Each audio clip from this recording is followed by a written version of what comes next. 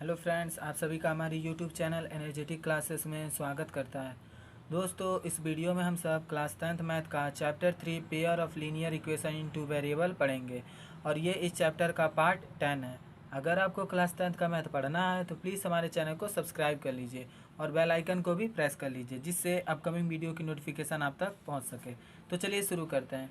दोस्तों, शुरू करने से पहले मैं आपको बता देना चाहता हूँ कि this video is not for kids.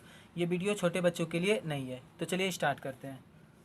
दोस्तों, ये एक्सरसाइज 3.2 का क्वेश्चन नंबर 1 का सेकंड पार्ट है जो इस वीडियो में हम पढ़ेंगे। तो इस क्वेश्चन में क्या कह रहा है एक बार हम बता देते हैं। 5 pencil and 7 pens together cost ₹50, whereas 7 pencil and 5 pens together cost ₹46। Find the cost of 1 pencil and that of 1 pen. तो आपका बोला गया है कि 5 पेंसिल और 7 पेन जब खरीद, मान लीजिए आप बाज़ार जा रहे हैं और वहाँ पे आपने 5 पेंसिल ख़रीदा और 7 पेन्स खरीदे, तो टोटल आपने कितना रुपये दिया? 50 रुपये दिया। और उसके बाद आपने मान लीजिए किसी और दिन गए तो वही पेन, मान लीजिए वही कॉस्ट है, सेम कॉस्ट है, आप ये मान लीजिए। और दूसरे दिन आपने 7 पेंसिल ख़रीदा और 5 पेन्स खरीदें और टोटल कितने रुपए दिया आपने? 46 रुपये। तो वही आपका पूछ रहा है कि कॉस्ट ऑफ 1 पेंसिल, 1 पेंसिल का दाम बताइए और 1 पेन का कॉस्ट बताइए। बस यही दोनों बताना है। तो मैंने आपको बताया था कि जब देखिए, आप पहले क्वेश्चन में फाइंड करने के लिए क्या बोला है, तो यहाँ देखिए फाइंड करने के लिए क्या बोला है। Find the cost of 1 pencil and that of 1 pen. That of का मतलब ही वही होता है जो फर्स्ट में पूछा गया है पेंसिल के बारे में, वही पेन के बारे में भी। तो क्या पूछा गया है? पेंसिल के बारे में कॉस्ट पूछा गया है, तो दैट ऑफ मतलब कॉस्ट ऑफ पेन, 1 पेन। तो इसी को आप लेट करिए, let of cost of 1 pen मान लीजिए पेंसिल, और पेन का भी 1 पेन का कॉस्ट मान लीजिए। तो मैं देखिए यहाँ पे सॉल्व कर ले रहा हूँ। तो ये देखिए आपका क्या बोला गया है, find the cost of 1 pencil. तो यहाँ लेट कर लीजिए, let the cost of 1 pencil क्या मानेंगे? ₹X मान लीजिए, ₹X। इसी तरह द कॉस्ट ऑफ 1 पेन है तो पेन मान लीजिए। यहाँ पे 1 पेन का कॉस्ट कितना है? कुछ भी मान लीजिए, y मान लेते हैं हम, क्योंकि x y हमेशा मानते हैं। यहाँ पे देखिए आपका 2 वेरिएबल आया है, x और y, यानी आपके कितने इक्वेशन बनेंगे? 2 इक्वेशन बनेंगे, क्योंकि 2 वैल्यू है x और y, 2 वेरिएबल आ रहे हैं, इसलिए हमने 2 इक्वेशन बनाना ही बनाना है। तो 2 इक्वेशन कैसे बनेंगे आइए हम जान लेते हैं। तो देखिए 2 इक्वेशन आपको इसी से बनेगा। कैसे? यहाँ देखिए आपने 5 पेंसिल खरीदा है और 7 पेन खरीदा है, तो कितना रुपया दिया है? 50 रुपया। तो यहाँ देखिए, अगर आपने अकॉर्डिंग टू क्वेश्चन आपने 5 पेंसिल खरीदा है प्लस 7 पेन्स खरीदा है और कितना रुपया दिया आपने? 50 रुपये दिया है। इतना रुपया दिया है तो 7 पेंसिल खरीदा है, तो 5 पेंसिल खरीदा है, तो 5 इंटू 1 पेंसिल का कॉस्ट मल्टीप्लाई करेंगे तभी तो ये पैसा बनेगा। क्योंकि यहाँ देखिए ये अभी सिर्फ पेंसिल और पेन है और ये रुपीस है, तो इसको रुपीस में भी करेंगे तभी तो रुपीस के इक्वल आएगा। तो 5 पेंसिल खरीदे हैं आपने, तो 5 pencil into 5 into cost of 1 pencil, तो 1 पेंसिल का कॉस्ट कितना है? X रुपया, क्योंकि आपने माना ये है ना X रुपया, प्लस 7 पेन, तो 7 इंटू 1 पेन का कॉस्ट कितना है? Y रुपया, तो Y इक्वल टू 50। क्योंकि अब देखिए यहाँ पे 5 इंटू एक्स, यानी आपने 5 पेंसिल खरीदा है जिसका दाम कितना है? X रुपया है, तो टोटल पेंसिल का कॉस्ट कितना हो जाएगा? 5 पेंसिल का 5X। इसी तरह 7 पेन्स के कितना हो जाएगा? 7 पेन का कॉस्ट कितना हो जाएगा? 7Y। और टोटल पैसा आपने कितना दिया है? 50 रुपया। तो यहाँ देखिए अब ये सॉल्व नहीं हो रहा, तो ये आपका इक्वेशन फर्स्ट बन गया है। आपने इक्वेशन फर्स्ट बना लिया है। इसी तरह आप इक्वेशन सेकंड भी बना लीजिए। तो सेकंड इक्वेशन के लिए क्या बोला है?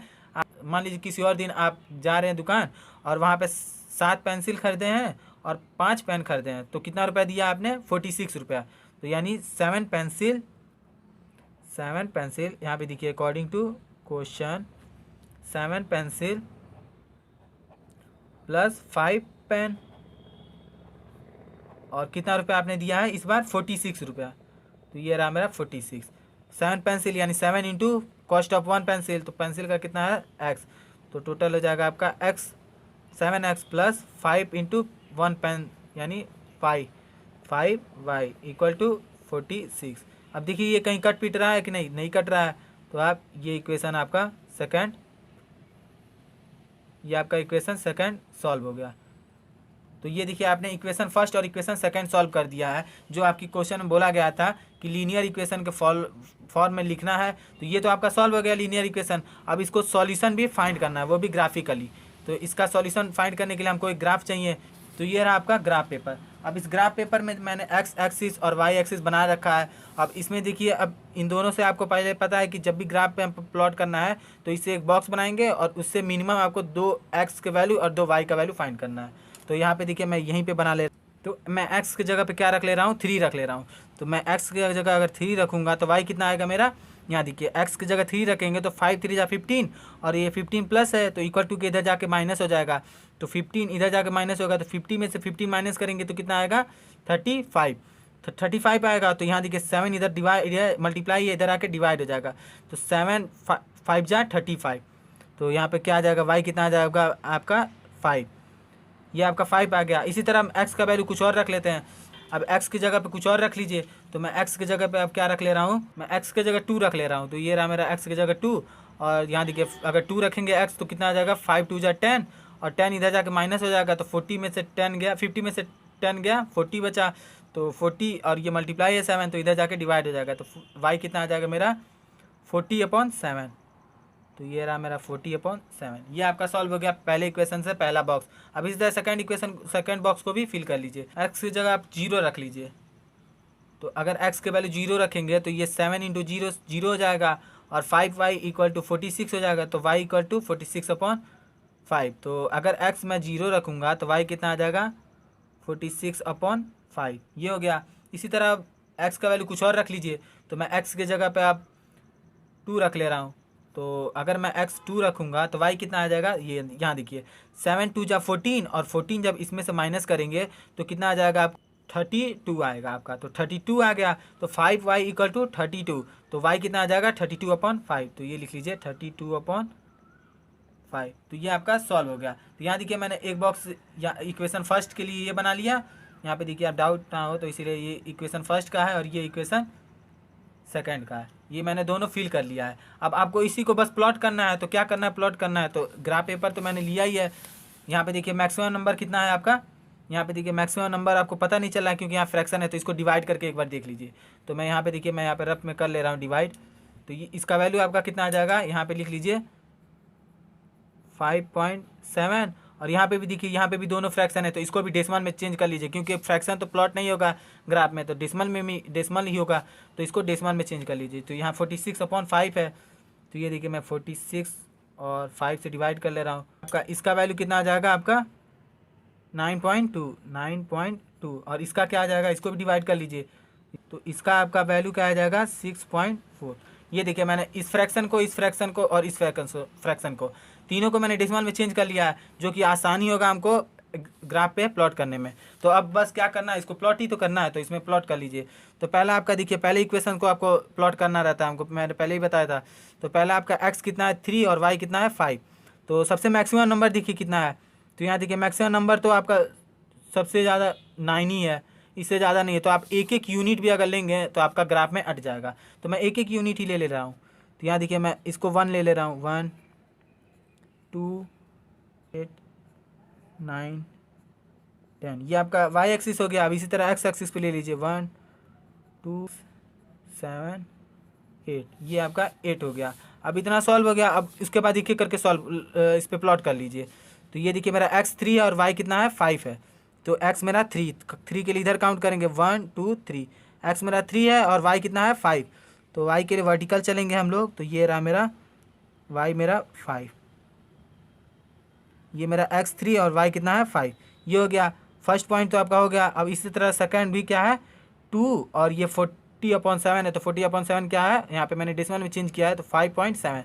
तो x पहले क्या है 2 है। तो x मेरा 2 हो गया और y कितना है 5.7। तो पहले 5 काउंट कर लीजिए। तो ये रहा मेरा 5 और 7 काउंट करना है ना। तो 7 देखिए यहाँ पे 1 2 3 4 5 6 7 8 9 10। इसके बीच में 10 लाइन है। तो 7 काउंट कर लीजिए। तो 5 तो यहाँ है 1 2 3 4 5 6 7। ये आपका 0.7 आएगा 5.7। अब इन दोनों को कोई नाम दे दीजिए। तो मैं पहले वाले को ए दे रहा हूँ और इसका कोऑर्डिनेट लिख ले रहा हूँ 3,5। इसी तरह सेकेंड पॉइंट को मैं बी दे रहा हूँ और इसका कोऑर्डिनेट लिख ले रहा हूँ 2,40/7। 40 ये दोनों हो गया। अब इन दोनों यही दोनों पॉइंट मैंने बनाया इक्वेशन फर्स्ट से, तो इन दोनों पॉइंट को आप ज्वाइन कर लीजिए। तो मैं देखिए यहाँ पे दोनों पॉइंट को ज्वाइन कर ले रहा हूँ। ये देखिए मैंने दोनों पॉइंट को ज्वाइन कर लिया है। अब इसी तरह इस इक्वेशन पे आप चाहें तो इस इक्वेशन को लिख भी सकते हैं इस लाइन पे। तो पहला इक्वेशन 5x + 7y = 50 है। तो यहाँ लिख लीजिए 5x + 7y = 50। ये आपका इक्वेशन फर्स्ट हो गया। इसी तरह इक्वेशन सेकंड को भी इस पे प्लॉट कर लीजिए। तो इक्वेशन सेकंड क्या है, पहला x 0 और y कितना है 46/5 यानी 9.2। तो x मेरा 0 है और y कितना है 9.2। तो 9.2 के लिए ऊपर चलेंगे हम, y एक्सिस के लिए वर्टिकल है। तो 9 ये रहा मेरा और 0.2 चाहिए तो 1 2। तो ये रहा मेरा 9.2। तो इसको हम पॉइंट ए बी हो गया, इसको हम सी दे रहे हैं। तो ये रहा मेरा सी और इसका कोऑर्डिनेट क्या है 0,46/5 ये हो गया। इसी तरह दूसरा भी पॉइंट इस पे मेजर कर लीजिए। तो दूसरा पॉइंट क्या है 2 और x मेरा 2 है, y कितना है 32/5 यानी 6.4।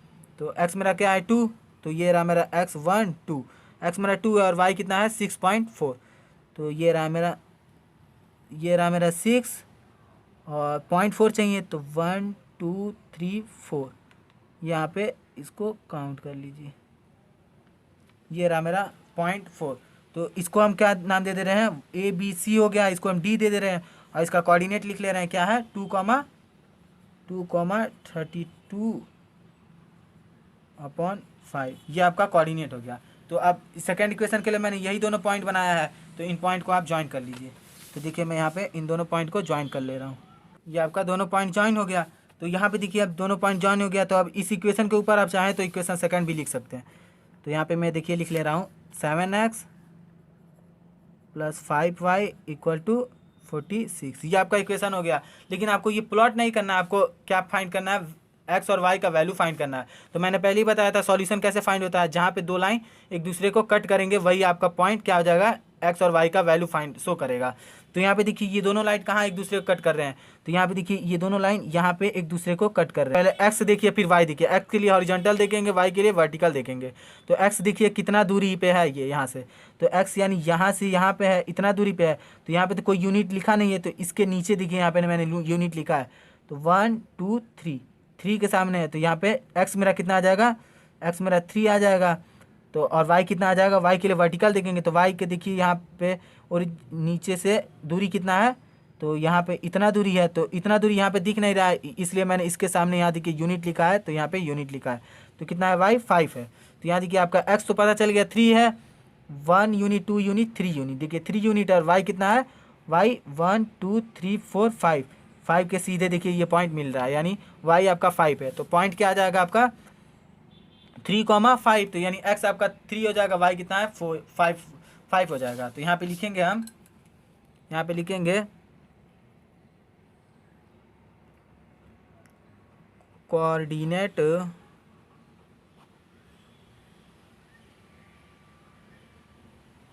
वेयर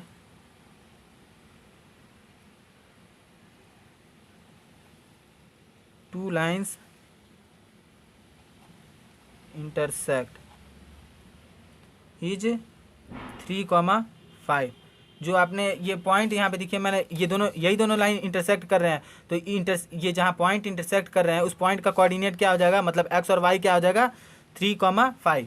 जब 3,5 है तो यानी पहला वाला आपको पता ही है x होता है हमेशा और दूसरा वाला y होता है। तो x क्या आ जाएगा मेरा 3 और y कितना आ जाएगा 5। और आपने इक्वेशन में x का वैल्यू क्या माना है कॉस्ट ऑफ 1 पेंसिल और y क्या माना है आपने कॉस्ट ऑफ 1 पेन। तो क्या लिखेंगे हम, since cost of 1 pencil and 1 pen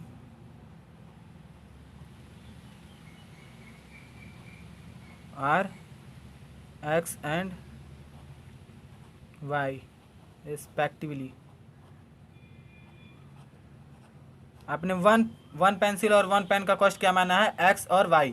पहला मैंने रिस्पेक्टिवली लिखा है, यानी पहला वाला पेंसिल का x हो जाएगा और पेन का y। तो पेंसिल का x यानी x का वैल्यू यहाँ निकल गया है 3 और पेन का y यानी 5 निकल गया है। तो क्या लिखेंगे, therefore cost of one pencil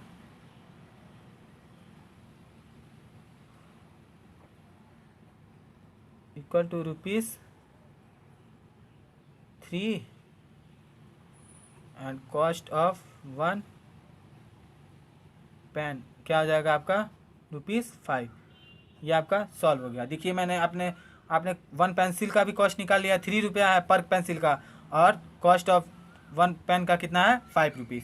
अगर आपको इससे डाउट है कोई भी तो इसको एक बार मल्टीप्लाई करके देख लीजिए। पहले इक्वेशन में देखिए क्या है आपका, यही आपका पहला इक्वेशन है। तो 5 और x का क्या है, आपने 3 निकाला है, तो 5 3 जा 15 हो गया। यहाँ देखिए 5 3 जा 15 और y क्या है, y आपका 5 है, तो y की जगह 5 पुट कर लीजिए, तो 7 5 जा 35 और 15 प्लस 35 कितना आ जाएगा, यहाँ देखिए 15 प्लस 35 50 के इक्वल आ जा रहा है। यानी ये इक्वेशन को सेटिस्फाई कर रहा है, दोनों इक्वल आ रहे हैं। यानी आपने जो x और y का वैल्यू फाइंड किया है वो बिल्कुल सही है। तो यानी पेंसिल का कॉस्ट कितना हो जाएगा, ₹3 और पेन का कॉस्ट ₹5। तो ये आपका सॉल्यूशन रहा आपका क्वेश्चन नंबर 1 का सेकंड पार्ट। तो अगर आपको ये वीडियो अच्छी लगी तो प्लीज़ इस वीडियो को लाइक करिए और शेयर करिए। तो मिलते हैं अगले वीडियो में, तब तक के लिए गुड बाय।